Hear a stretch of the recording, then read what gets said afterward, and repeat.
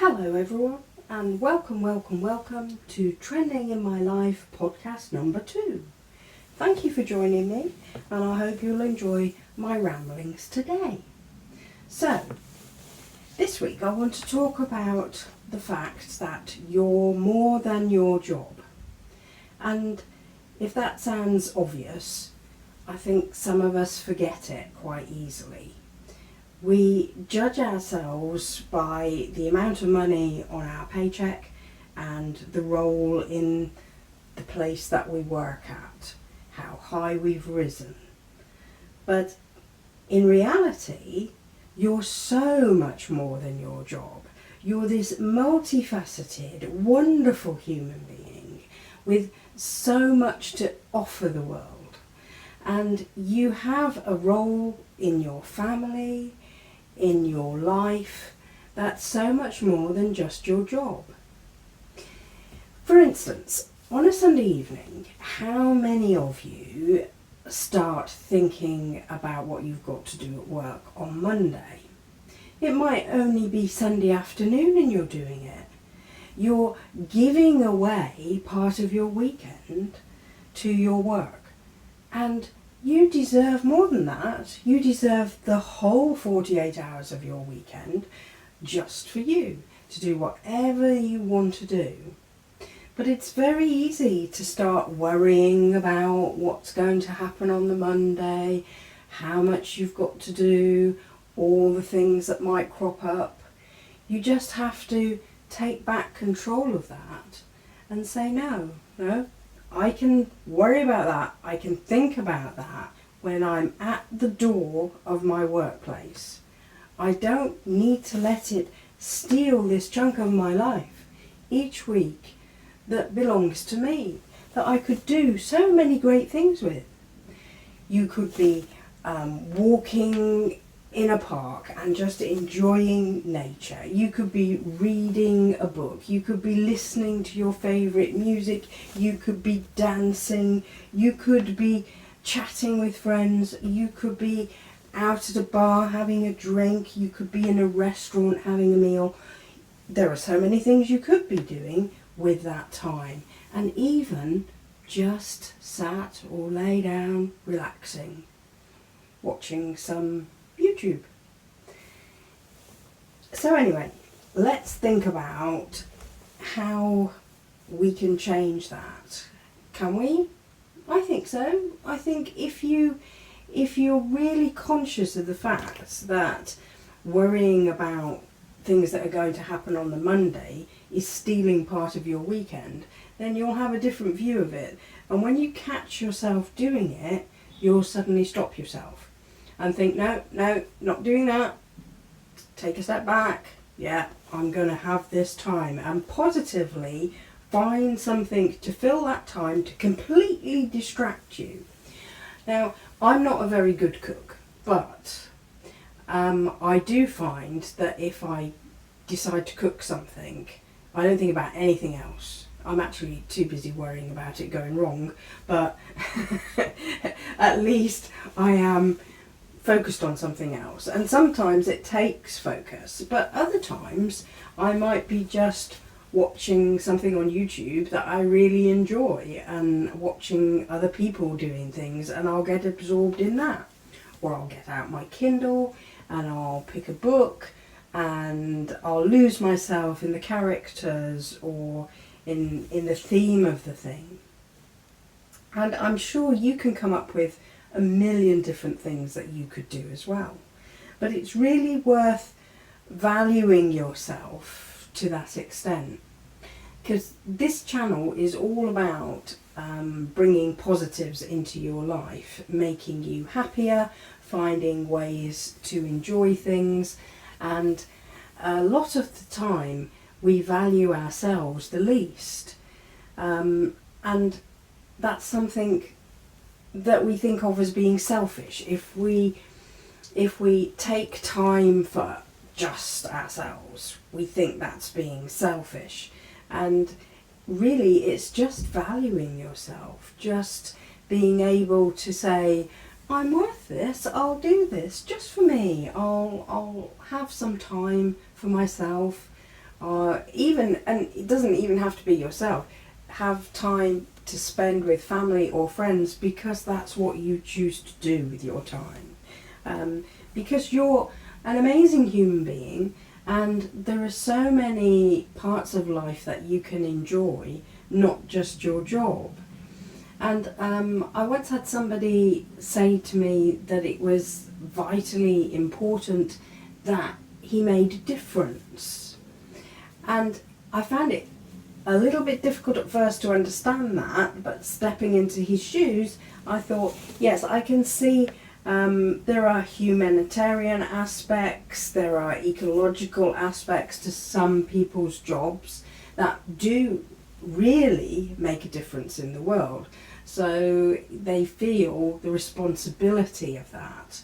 But no matter what your job, you still deserve time for yourself. You still deserve time to enjoy things in your life because you only have one life to live. And I know you've heard that before, and it's very cliche, but as life progresses and you go through the years, the less of it you have left, the more of it I think you begin to value it and think, well, you know, I want to make sure I do this, and lots of people end up with bucket lists, not necessarily because they have a end date to their life, but just because they want to make sure they achieve certain things and try certain things in their life, which can be great fun. As long as you don't put too much pressure on yourself to do a list of things, as long as you just enjoy trying things, new things, or just things that you wanted to do again and haven't done for years. So that's what we're talking about this week. I think in my own role at work, people that I work with don't really know me at all, because I step into that role and I present that person that fulfills that job title. And I think a lot of people are like that. When they're at work, they're an entirely different person to when they're out of work. And it's often when you're out of work that circumstances or friends will make you laugh and smile, and if you ever stop for a moment, you might think to yourself, do you know, I haven't done that for ages, or I never do that in work.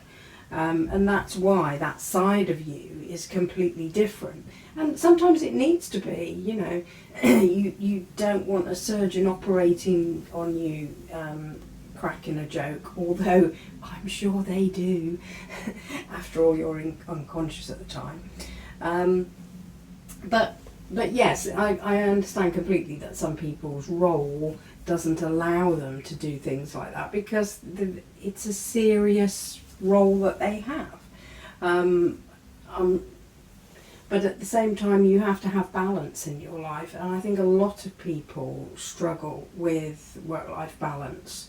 It's not an easy thing to have a balancing act about. And I think we all try and get it right, and it's a work in progress for everybody. You try and do the best that you can, which is all anyone can ask of you. I'm going to digress a little bit and talk about how we cope with when things don't go to plan, which can happen in your job, it can happen in your personal life, and to me it happened at the weekend, in fact yesterday.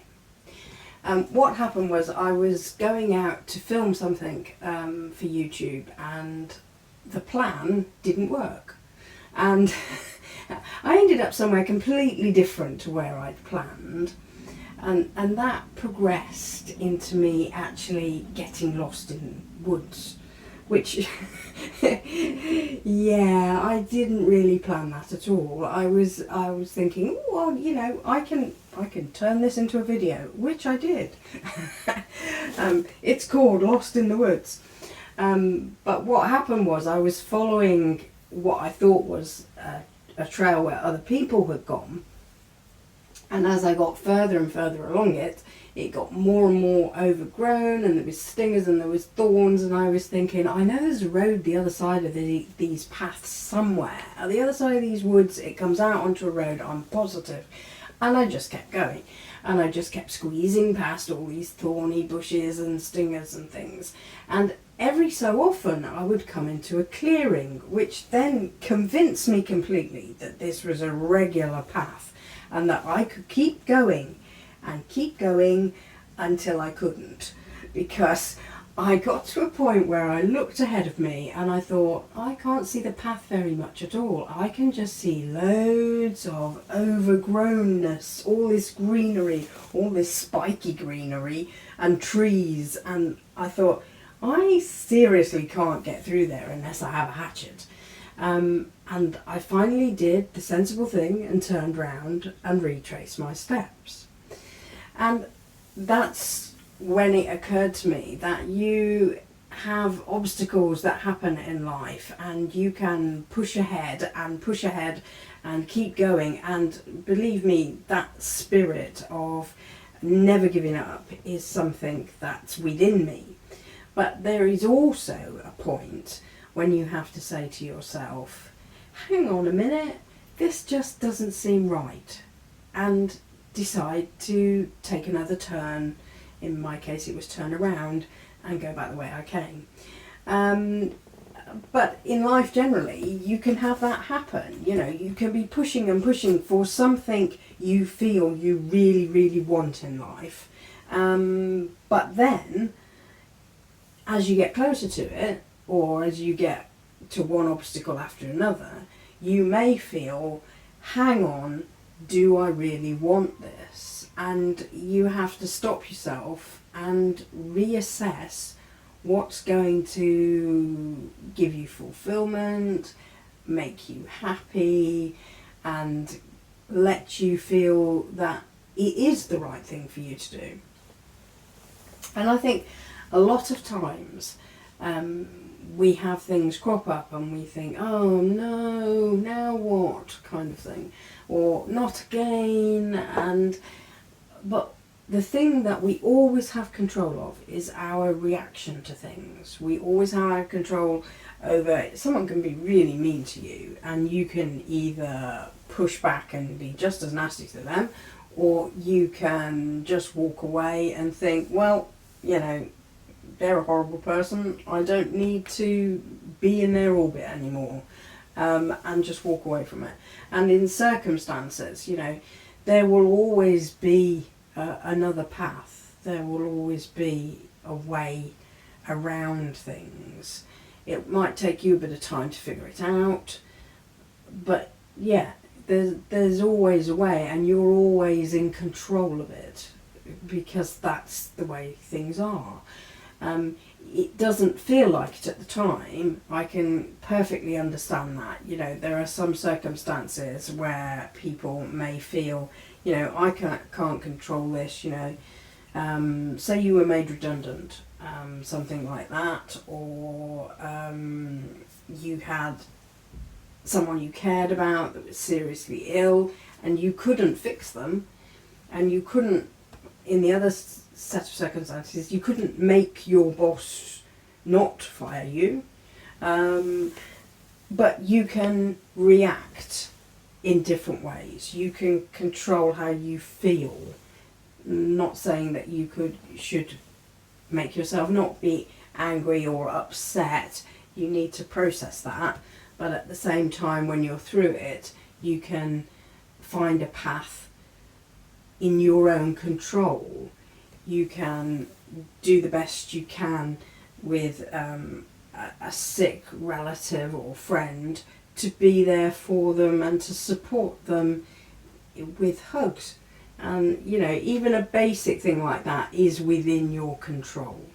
If you got let go from your job, then you have the ability to put a positive spin on it, no matter how dire the financial circumstances are, that you will come through this. You will find a way. You will get a part-time job.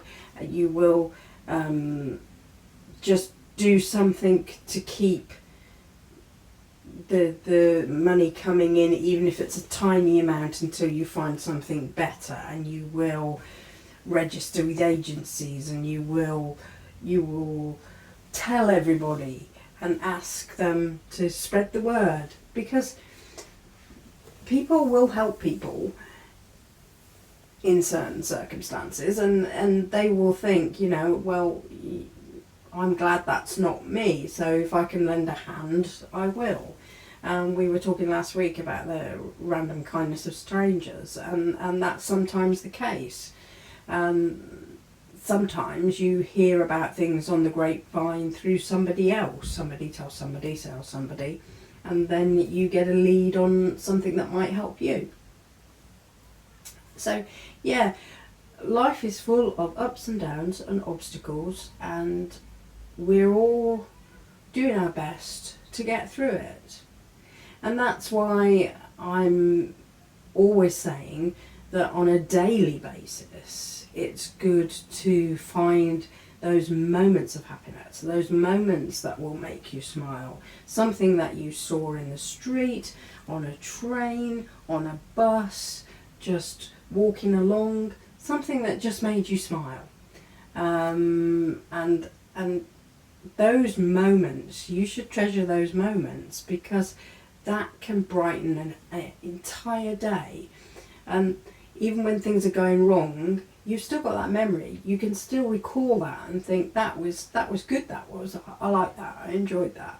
And we all need a little bit of that in our lives, something that we can recall and feel good about. When I was sort of 5 years old, I thought it was absolutely wonderful to walk on a low wall. We're talking about something like 6 inches off the ground. And I, as an adult, I'm 5'2", and I still think it's great to walk on a wall, and it still makes me smile. And I did it today, actually, and you know, I've got my arm slightly out to the side without it making it obvious I'm pretending I'm on a tightrope, and wobbling a little bit. But it's just that innocent little bit of fun doing something random, and other people don't know what you're doing, they just think you're a little bit crazy. But something like that, to me, is fun. What I saw it as a child was I had a different view of the world. I lived by the sea when I was growing up, and there was a sea wall that we could walk along if you were holding the hand of an adult, because it was about 3 foot high. And you'd walk very slowly along this sea wall, and you could see the sea one side, and you could see people the other that you were with, and they were holding your hand to make sure you were safe. But you were so tall. I mean, so tall. You never got this view of the world. And that's where I think my love of walking on walls came from. And even low walls would increase my height. And, you know, I would be taller than I was, and I could see things slightly differently. And there are lots of small things like that if you think back, you used to enjoy as a child and you don't indulge in as an adult. And sometimes it's just silly fun to do that. And if you can make yourself laugh or chuckle at something, it does you good. It's really good for you. And of course, many of you listening may have children of your own, and this is a perfect opportunity to enjoy being a child again. You know, you get down on the floor and you play with cars. You sit on the sofa and you help colour in a colouring book, or with a paintbrush in a painting book. And it's things like that you don't think about anything else. You're just thinking about what you're doing and what colour you're going to pick up next, or is that car going to bump into that one over there? And it's a bit like if you take your family to the beach, and you might do an adult thing like go for a swim, but at some point you're going to be sat with the kids on the sand and be digging in the sand or filling up a bucket and turning it over, and it will remind you of doing it yourself as a child. And doing childlike things is very good for the soul, because you don't think about all the adult stuff that we think about all the time in our adult lives. And it's nice to step out of that occasionally, just occasionally, and just enjoy the simple things. And I hope you get a chance to do that in your lives, because it really is wonderful, and I'm sure you'll enjoy it. Well, I hope you enjoyed this week's podcast. Please like, comment and subscribe, and come back another time. You're always welcome. Bye for now.